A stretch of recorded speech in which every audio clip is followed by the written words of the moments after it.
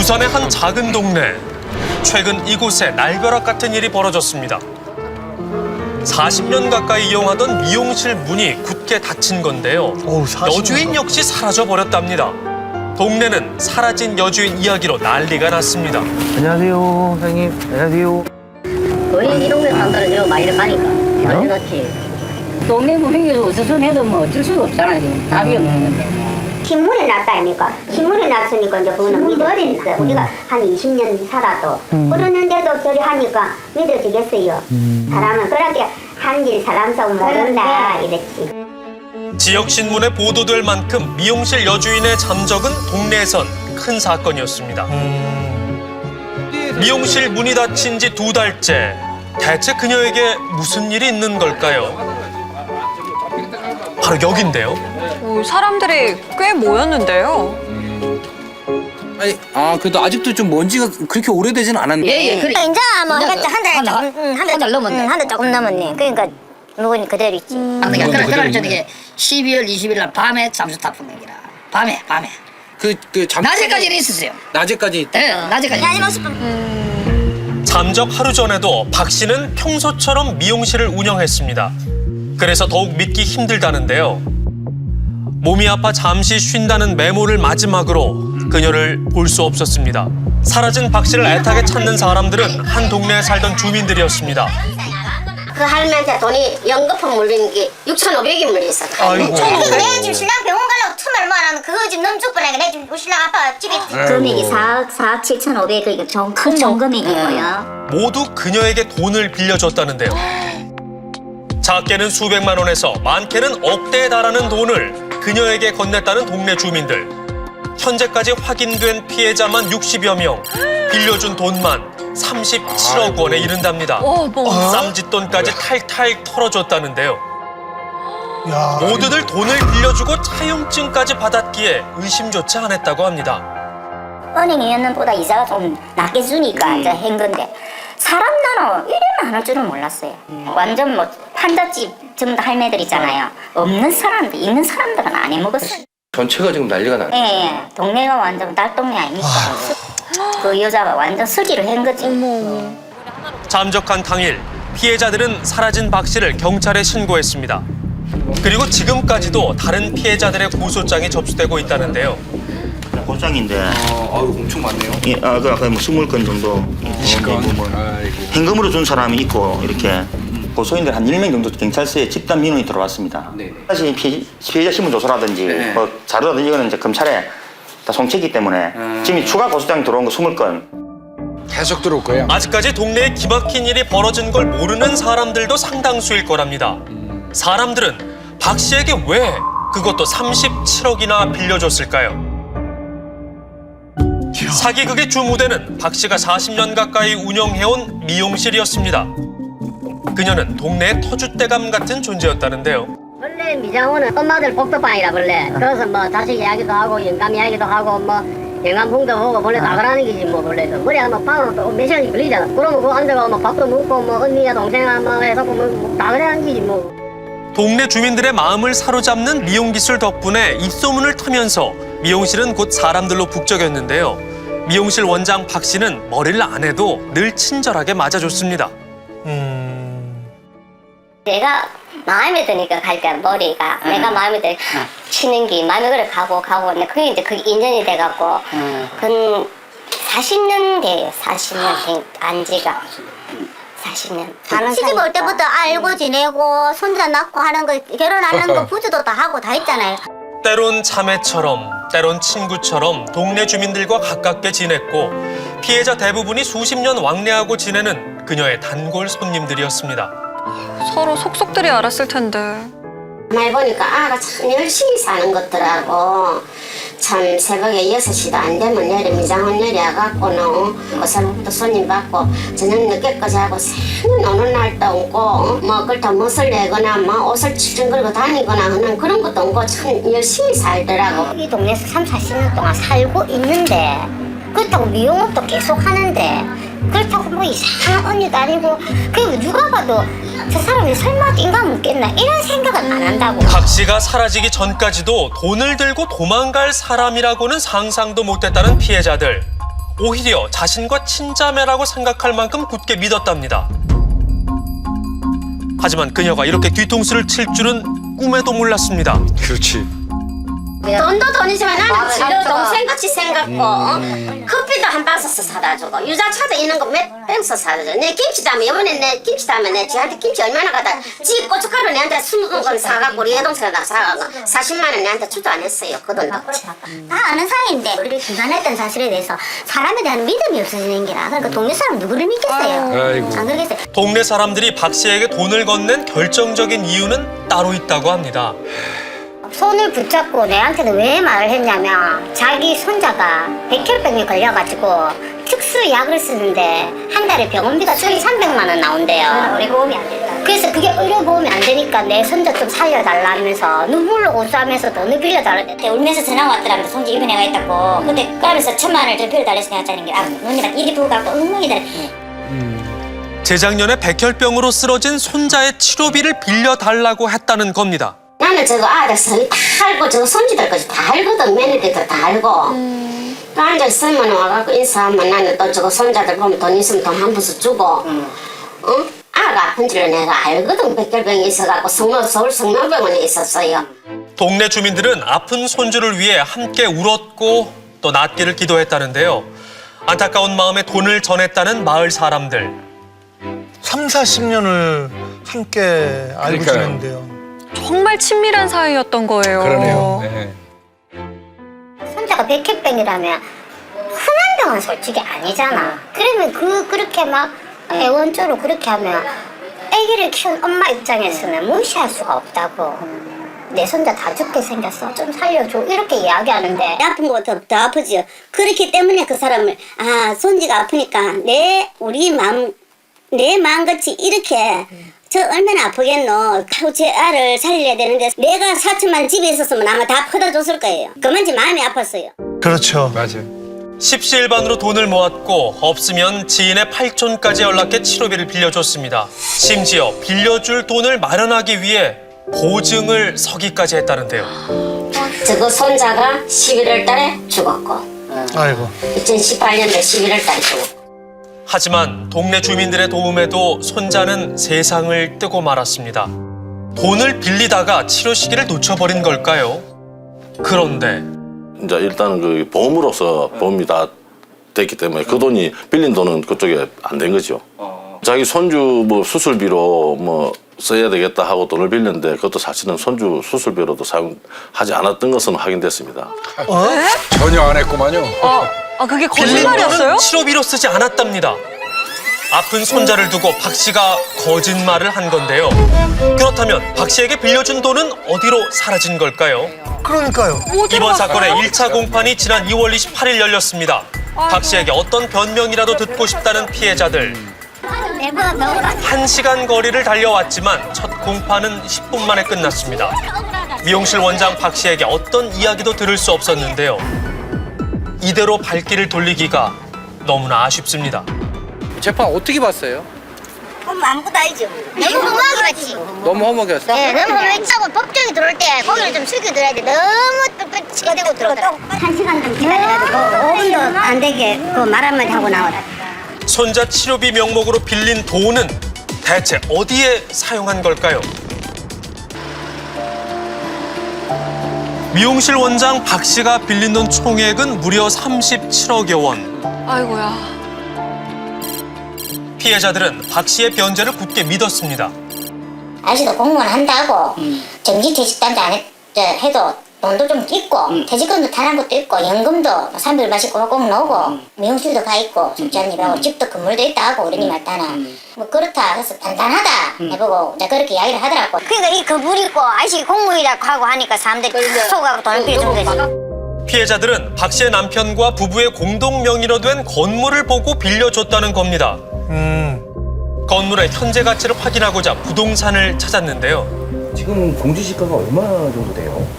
평당 1,000만 원 하면 나갈 겁니다. 건물 토지 해갖고 저희가 평당 얘기하기에 대충 시세는 한 5억에서 5억 5천 보시면 돼요. 시세 5억 원 상당의 건물, 조금이라도 변제받을 수 있지 않을까?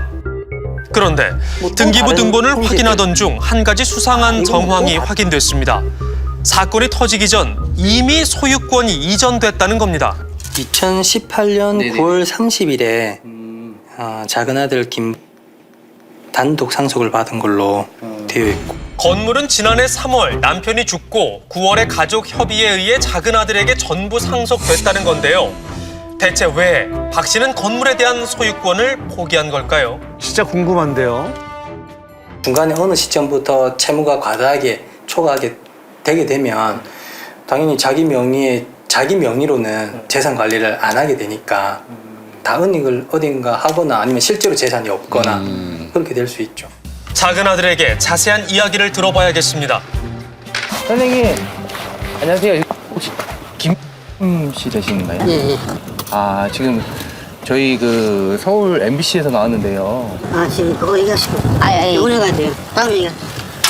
아니, 뭐 좀 잠깐만 여쭤볼게요. 안 됩니다. 아니. 그러죠. 작은 아들은 자신이 건물을 상속받을 수밖에 없는 사정이 있다고 합니다. 그러면은 그래요? 재산이 생겨버리면 네. 우리 그때 못 받는데요. 그래가지고 형님 이름 못 돌리고 네. 그러면 어머니가 저한테 얘기했죠. 어머니 신용불량이고 형님 그러면 안 되니까 내 이름을 해가지고 최대한 다시 또 대출을 해가지고 채권자한테 좀 갚게 해도. 아니, 어머니 이름으로 하면은 간단한 거 아니에요? 이렇게 됐다 해가지고 집을 전부 다 엄마한테 주라는 얘기는 저희도 안 됩니다. 안 된다? 최소한 저희가 저희 집만큼은 저희 챙겨서 해야 됩니다. 수많은 피해자들은 모른 척하고 자기 몫의 재산은 받아야겠다고 주장하는 둘째 아들. 반면 피해자들은 가족들이 돈을 숨겼을 거라고 주장하고 있습니다. 12월 그때 말에 그게 보면 김 200만 원, 100만 원 저거 아들한테 수시로 이렇게 들락날락한 돈이 많아요. 저 아들 직장사 하면서 그때 이제 돈을 좀 해먹고 아들들 장가 보내면서 차 사주고 집 사주고 하려 보니까 돈이 이제 좀 필요했었고 그때 보니까 2018년도 6월달부터 12월 26일에 터지는 그날까지에 그때에 남한테 빌린 그 돈은 전부 현금으로 저거 아들한테 다 갔어요. 작은 아들한테. 현금으로? 잠적한 기간 동안 박 씨가 작은 아들과 나눈 문자입니다. 가방에 현금은 일단 가지고 계세요. 무슨 얘기일까요? 이게 어머님이랑 이렇게 문자 보내신 게 있더라고요. 뭐 이렇게 가방 현금 갖고 계시고 이렇게 본인이 이렇게 말씀하셨잖아요. 그러니까 이런 예. 예. 문자 내용을 한참을 확인하더니 이라고 써 있고 이런 식으로 이제 누가 줬어요? 이거는 제가 말씀을 못 드리고요. 그거를 다 얘기했는데 왜 또 전화 와가지고 찾아오셔가지고 말씀하시는지 모르겠다고.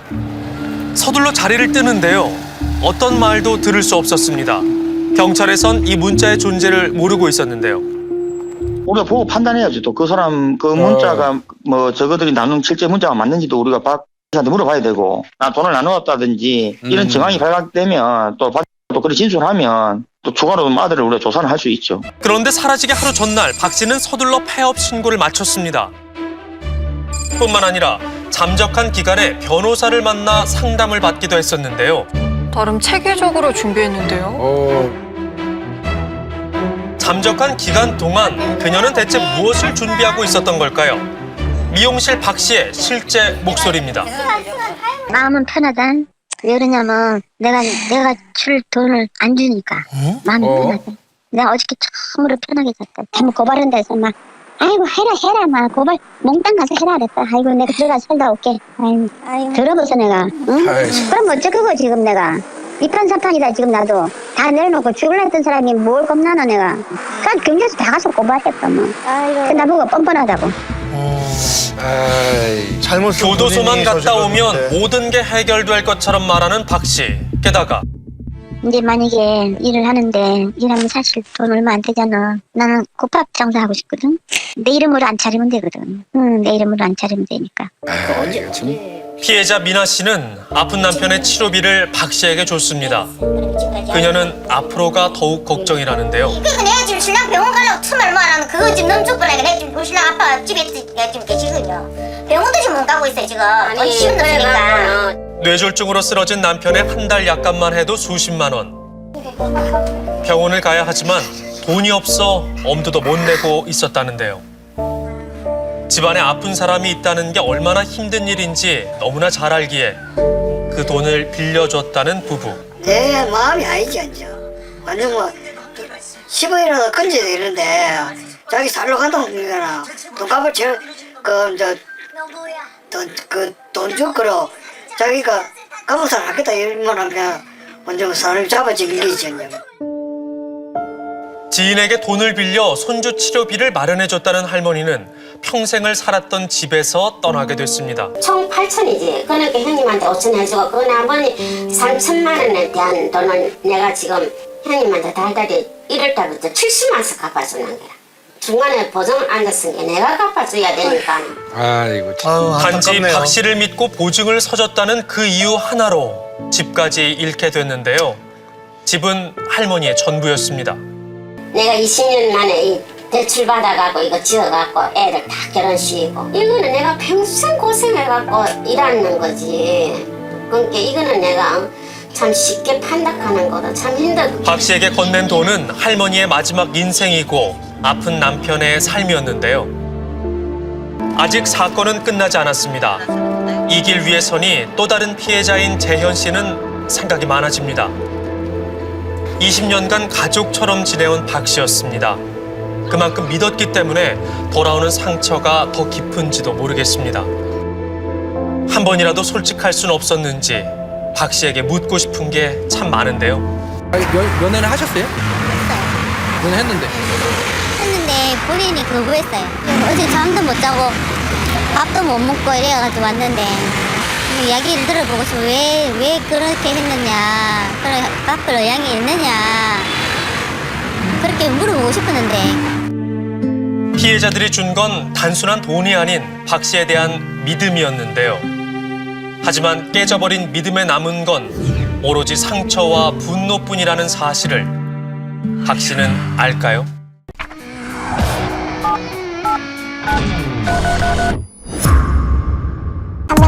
빌려줘. 이자를 10% 받아줄게. 저는 10%가 얼마인지도 몰랐던 것 같아요. 10% 이자 받아줄게 해서 그게 얼만데? 그랬더니 30만 원이래서 그렇게 많이 줘도 되는 거야? 실제 김 씨 모습인가 봐요. 한 달에 10%면 이자가 너무 센 거 아니에요? 태어나서 처음 빌려주니까 너무 불안해서 이거 못 받는 거 아니냐고 차용증 써달라 그러고 언니 신분증도 보여줘 사진 찍게 해서 보여줘서 사진 찍고 지장도 찍어 막 장난처럼 언니 나중에 사기치고 도망가면 내가 끝까지 쫓아가서 잡을 거야 농담도 하고. 차용증을 받아 안심했다는 정은 씨. 그런데 돈을 빌리는 이유가 특이했다고 합니다. 뭐 가게 언니 있는데 뭐 물건 대금 줘야 된다. 근데 너무 급한데 야 300만 원은 돈도 아니잖아 뭐 이런 식으로 해서 그리고 났더니 그 다음 날에 또 정말 누가 아프다고 하는데 300만 원만 있으면 더 빌려줘라서 그리고 뭐 며칠 있다 또 빌리고 아니 자기가 필요한 게 아니라 남이 필요한 돈을 빌리는 거예요? 보증 서주는 뭐 그런 거 아닌가요? 왜요? 꼭 갚을 것을 약속합니다. 저게 다 차용증이라고요? 굉장히 많은데요? 200만 원. 어이구. 제가 지금 현재 이자 빼고 받아야 하는 돈이 1억 9,700만 원. 남편과 이혼 후 어렵게 들여온 아이 둘을 혼자 키우고 있는 정은 씨. 아유. 현재는 폐렴 증상이 심해져 일도 그만둔 상황. 폐절제 수술을 앞둔 정은 씨는 아이들 걱정이 가장 크다고 합니다. 아들이 생활비 하라고 중학교 때부터 주말에 늘 12시간씩 아르바이트해서 모은 돈, 방학 때는 30일씩 아르바이트하고. 귀하디 귀한 다른 사람을 도와주자던 김 씨의 부탁에 아들이 벌어다준 알바비 일부도 빌려줬다고 합니다. 최근에는 어려운 지인의 장례식을 돕자는 김 씨에게 본인의 수술비도 빌려줬다고 하는데요. 수술비까지요? 정은 씨는 그 돈을 돌려받지 못했습니다. 인터뷰 도중 고통을 호소하는 정은 씨. 컨디션이 좀 안 좋아 보이는데요. 당장 병원에 가셔야 할 것 같은데. 결국 제작진과 함께 응급실로 향했습니다. 몸도 마음도 얼마나 힘드셨으면. 도와주실 수 있나요? 저희 지금 환자분이 아니 기절하셨다고요? 괜찮으셔야 할 텐데요. 차 안에서 의식을 잃은 정은 씨. 결국 그날 응급실에서 퇴원하지 못했습니다.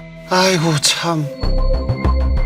화장품 가게를 운영하는 김 씨에게 돈을 빌려준 사람은 정은 씨뿐만이 아니었습니다. 확인된 사람들만 12명. 아이고. 그렇게 많이요? 나머지 분들은 돈을 받으셨을까요? 빌려준 건 일을 다 돼요. 아이고. 1억 한 6천 돼요. 다 크게 빌려주셨어요. 아니. 다 큰 돈이에요. 그 원금이 5억이라니까. 제작진이 만난 4명의 피해 금액만 해도 총 8억여 원. 어휴. 야. 이 사람들은 도대체 왜 김 씨에게 이 많은 돈을 빌려준 걸까요? 그러게요. 처음 빌려주신 거 기억하세요? 네, 2020년도. 다방하는 애가 아들내미가 장애인이래요. 그래서 아들내미를 어디다 맡겨야 되고 이래서 그거부터 시작인 게 200, 200, 300, 200, 200 이러다가 900만 원. 이모가 어디 뭐 응급실에 갔니? 진정에 갔니? 어디서 뭐. 동네 사람들이 털어놓은 속사정을 익히 알고 있던 마당발 김 씨.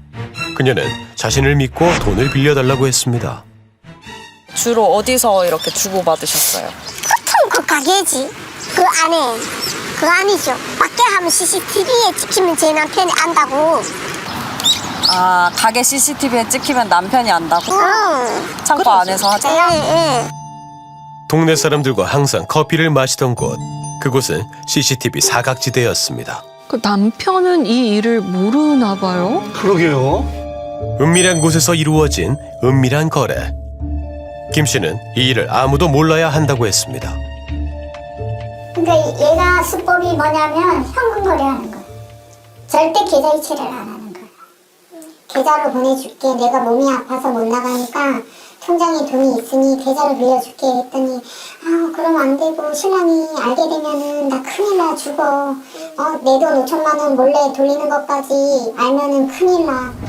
좀 이상한데요. 그러니까요. 김 씨는 문제가 생기면 자신이 대신 갚아주겠다는 말로 사람들을 안심시켰다고 합니다. 많은 사람들로부터 돈을 가져간 김 씨. 그녀에겐 높은 이자라는 또 다른 미끼가 있었습니다. 진짜 이게는 아깝다. 남한테 말해주기 아깝고 언니한테 그 친하니까 이야기해준다. 10부니까 언니 빨리 어디 가서 돈을 한번 구해봐. 이게 10부라는 게 10%? 세잖아요. 그러니까 다 비밀을 한 거야. 그리고 자기만 돈을 준 줄 아는 거야. 난 또 나만 이 사람 준 줄 알았어요. 높은 이자의 유혹을 뿌리칠 수 없었던 마을 사람들은 피땀 흘려 벌고 모은 돈을 김 씨에게 건네주었습니다. 그러던 어느 날 갑자기 가게를 내놓는다는 김 씨. 정말 점포 임대한다고 붙이고 있네요. 마을을 떠나는 건가요? 아침에 가다 보니까 문이 닫혔더라고요. 화장품 가게가? 예, 문이 닫혔더라고. 3시 반쯤 됐는데 전화가 왔어요. 화장품 전화로. 언니 빨리 와 빨리 와. 일이 문제가 아니야 이러더라고요. 가게 문을 닫은 김 씨는 그동안 돈을 빌린 사람들을 한자리에 불러 모았습니다. 무슨 일이길래요? 김 씨는 아직 도착하지 않은 상황. 자리에 모인 사람들은 모두 깜짝 놀랐습니다.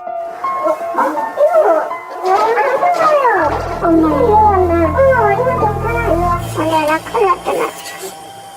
너는 그 정도밖에 안 되니까 나랑 멍청구나.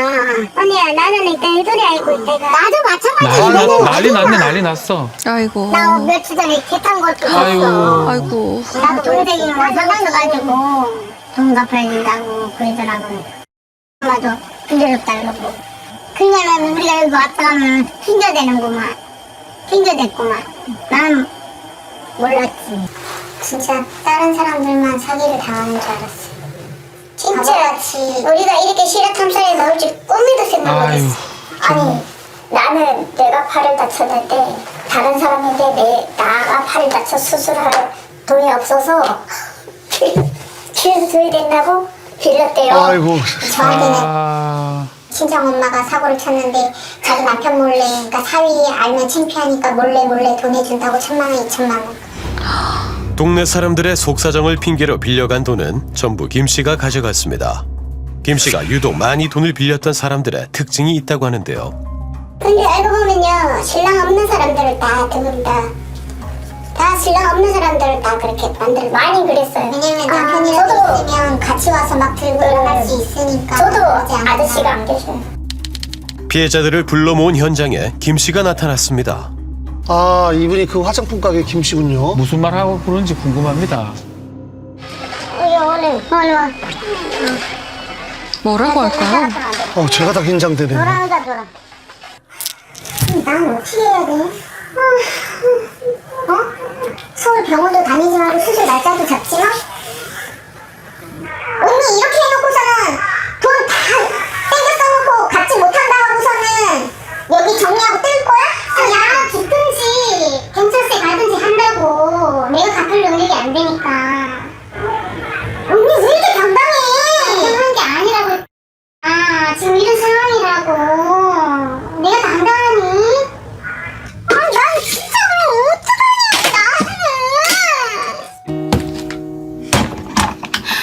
자리에는 남편 조 씨도 함께 했는데요. 남편은 뭐라고 할까요? 내가 이야기할게요. 내가 가게하고 집을 제때요. 근데 이야기 뭐또 소송 거는 뭐 마음대로 저도 소송 걸 거니까. 내가 해결할 수 있는 건 없어. 집에 없어요. 없어. 고소를 하셔 그냥. 그 방법밖에 없어요. 아니, 언뜻 보면 이쪽이 피해자인 것처럼 말해요. 이야. 황당했죠. 너무 어이가 없었죠. 이거 짜고 치는 고스톱인가? 미안하다는 말도 없이 이렇게만 얘기를 하고 신랑은 계속 그 얘기만 반복하는 거예요. 나 저 여자랑 안 살 거고 콩밥 먹일 거고 애들한테도 다 얘기했대. 네 엄마가 사고 쳐서 이혼할 거니까 그렇게 알고 있어라. 김 씨네 가족은 형편이 어려운 집이 아니라고 합니다. 동네 사람들에 의하면 김 씨의 자녀들도 부족함 없이 키웠다고 하는데요. 잘 먹고 잘 살았어요. 우리는 그지같이 살아도 우리는 식당에서도 설거지하면서 보이었겠지. 언니네 부부가 서울에 집을 구한 딸 집 그 물건도 좀 사들여놓고 청소도 한번 해주고 내려온다면서 올라가서 딸들의 남자친구를 또 불러서 밥을 사주고 백화점 가서 쇼핑을 해서 가죽 자켓을 사입고 왔다라고 자랑을 했거든요, 저한테. 이야. 가게 문을 닫으려는 김 씨. 그녀를 놓치기 전에 급히 찾아갔습니다. 안녕하세요. 저 MBC 실화탐사대팀에서 나왔는데요. 혹시 잠깐 얘기 가능하세요? 여기 동네 사람들한테 돈을 엄청 많이 빌리셨던데 네. 얼마나 많이 빌리신 거예요? 이제 금액은 확실치 않은데 한 8, 8,9억이요? 몇 명 정도한테 그렇게 빌리신 거예요? 님 사실대로 이야기를 안 하고 거짓말을 치면서 얘기를 한 거예요. 거짓말 한 거 핑계 댄 거 다 인정하네요. 이렇게 순순히 인정을 한다고요? 본인이 먼저 10조를 제안하셨고 이게 이렇게 빚이 늘어난다는 거를 모르고 계셨어요? 10% 이자 제한한 사실도 인정하고 사기꾼 치고는 좀 이상해요. 그렇죠. 이거는 사기야. 언니 맞죠? 사기야 이거는. 빨리 해결하라 그래. 너 그 신랑한테. 너는 떳떳하게 아파트에서 살지만 우리는 단칸방에 살아. 아이고. 얼마나 속이 무너지실까요? 인터뷰 중 김 씨의 남편에게 전화가 왔습니다. 네, 여보세요? 네, 담당하시는 분이에요? 네네, 담당 박혜인 PD입니다. 그러면 거기 가지 말고 제가 다 설명할 테니 우리 집으로 오셔. 집으로 오라고요? 김 씨의 남편 조 씨를 만나러 간 제작진. 조 씨는 아내의 이런 사기 행각이 처음이 아니라는 충격적인 이야기를 꺼냈습니다. 그래요? 나도 모르겠어. 제가 모르겠다니까 진짜로. 제가 처음에도 추궁하고 두 번째도 지금도 추궁하고. 제가 아무리 이야기를 해도 1차, 2차, 3차 스토리가 똑같아. 제가 두 번째 터졌을 때도 내가 아파트하고 집을 줄 테니까 그렇게 내가 터진 게는 7억인데 이 스토리가 똑같아요. 진짜로. 야, 이게 이곳에서도 그러니까 같은 방식으로 사기를 쳤다는 얘기잖아요. 그러니까요. 10년 넘게 살았다는 이곳에선 과연 어떤 일이 있었던 걸까? 피해자가 몇 명 정도 되세요, 여기? 10명 정도라고요. 8, 9억이라는 얘기는 들었어요. 8, 9억. 그 당시에. 빌릴 때 본인이 필요하다고는 안 빌렸어요. 이 얘기는 안 하려고 그랬는데요. 이 얘기는 진짜 저희 친정아버님이 아니셨거든요. 저희 아버님 아프다는 걸 알고 제가 한 2년간을 빚쟁이로 살았더라고요. 나도 모르게 나를 저를 팔아서 돈을 빌렸더라고요. 핑계를 대고 빌리는 수법이 똑같네요. 판박입니다, 판박이. 그런데 이곳에선 외국인들도 피해를 봤다고 합니다. 외국인들도요? 아이고. 누군지는 모르는데 얘기는 들었어요. 외국인한테도 돈을 빌렸었다는 거. 베트남이었던 것 같고요. 아니 외국 사람들 돈까지 사기를 쳤다는 얘기예요? 정말 기가 막힙니다. 다 분노했어요, 애들은요. 고등학교 가기 위해서 서울로 학원을 다니기도 했어요. 교육에는 그 언니가 굉장히 욕심이 굉장히 많아요. 당시 김 씨와 아주 가깝게 지냈다던 친한 지인의 증언도 들을 수 있었습니다. 친언니 동생으로 지냈거든요. 근데 저한테는 뭐 아무 짓은 안 했는데 우리 뭐 저희 터지기 전까지는 아무것도 몰랐어요. 나한테 돈 얘기는 하기 일치하지도 않았으니까. 형편이 어렵지는 않아요? 어렵지 않아요. 그러니까 병이라고요. 병이라고요. 그 언니는 들어가야 돼요. 그래야지 안 하지. 병이에요. 그러니까 정신을 몰라요. 언니가 뭐 어디다 썼는지도 모른다 그러고 멍하고 바보같이 말해요. 이 사람의 치료는 처벌이에요. 1차, 2차 때 소위 얘기해서 구속되고 형을 살고 이랬으면 안 했을 거예요. 제대로 된 처벌을 받지 않아 발생한 또 한 번의 피해. 따뜻했던 바닷마을의 인심은 차게 식었습니다. 그냥 마을이 쑥대밭이 됐네요. 그렇죠. 인심이 참 좋았는데 지금까지야 좋았는데 근데 지금은 아니에요. 지금은 아니에요. 결국 그랬어요. 나는 사람이 끔찍스럽다 이제는. 서로를 못 믿게 되죠, 아예. 진짜 이 동네가 진짜 이제 인심을 잃어갖고 서로 못 믿게 되는 동네가 돼버렸어. 아휴. 김 씨 부부가 다시 만나자고 연락을 해왔습니다. 제작진은 정확한 피해 금액부터 확인해 보기로 했습니다. 피해자가 몇 명 정도 되는 걸로 파악되나요? 9명 정도. 아니 본인도 제대로 파악이 안 되는 것 같은데요? 제가 궁금한 건 총 피해 금액이 얼마인지예요. 9명의 총 피해 금액이요. 그거는 안 해봤는데. 그걸 안 해봤다고요? 이해가 안 되시죠? 이거는 이렇게 돈 거래를 했다 하는 게 믿기지가 않아. 이게 몇 억짜리입니다. 이야. 김 씨가 보여준 거래 장부는 충격적이었습니다. 빌린 돈 10억여 원의 거래 내역을 정리한 내용은 이것뿐이었습니다. 아니 10억의 기록이 이게 다라고요? 무슨 암호 같기도 하고 이거 본인도 못 알아보죠. 이런 거 백날이 있어 많이. 10억을 빌려줘서 이거 갖고 내가 없애버리면 없애고 있을 거는 네가 나 언제 빌려준 내가 까냐 이럴 때 이게 뭐 있고 없고를 떠나서 현금거래 하는데 내 그냥 가버리면 나 돈 내놔라 그럼 돈 내놔 이거? 뭐 보고 뭐가 있어야 될 거 아니야. 사용증이라도 뭐가 있어야 될 거 아니야. 아무것도 없는데 말로만 믿는다고 내가 그분들한테 그래서 이 사람은 도대체 뭘 믿고 이렇게 해서 빌려줬는지 나는 궁금하다고 진짜로. 김 씨는 그동안 빌린 모든 돈을 높은 이자를 갚는데 다 썼다고 주장했습니다. 그럼 말도 안 되는 돈잔치를 왜 계속하신 거예요? 그러니까요.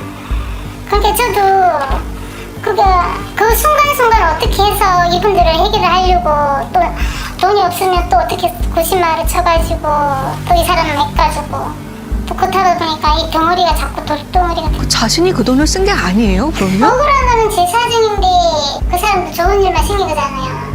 근데 저는 빈털터리가 된 거잖아요, 진짜. 모든 책임은 뒷사람이 지는 게 맞는 것 같아. 이거는 아니야. 이거는 진짜 한 번도 아니고 두 번도 아니고 이거 세 번째야. 제가 진짜 용서할 만큼 했기 때문에 이게 모든 책임은 집사람이 지게끔 해주세요. 어쨌든 이건 뭐 당연히 불법이고 범죄입니다. 다시는 해서는 안 되는 행동인데요. 그러나 이런 불법 행동의 이면에는 조금 좀 안타까운 마음이 있습니다. 옷소매를 이렇게 만지는 행동을 하거든요. 성인에서 이런 행동이 나타난 거는 이분도 상당히 애정에 대한 갈망, 애착 결핍이 있다라고 보여집니다. 애착을 돈이라고 생각하지 않았을까라고 생각을 합니다. 말하자면 내가 돈이 있고 돈을 막 뿌리고 있고 이랬을 때는 나는 굉장히 사랑스러운 존재가 되는 것이죠. 관심받을 뿐만 아니라 나는 사랑스러운 사람이야 라는 것들을 보여주고 싶었을 것입니다. 이런 관계가 이분의 어쨌든 인생의 주 목적이었을 거라고 생각을 하고요. 본인의 어떤 애착 결핍을 이런 불법적인 방법으로 해소하려고 했었다라고 하는 점이 좀 안타까운 면이 좀 있습니다.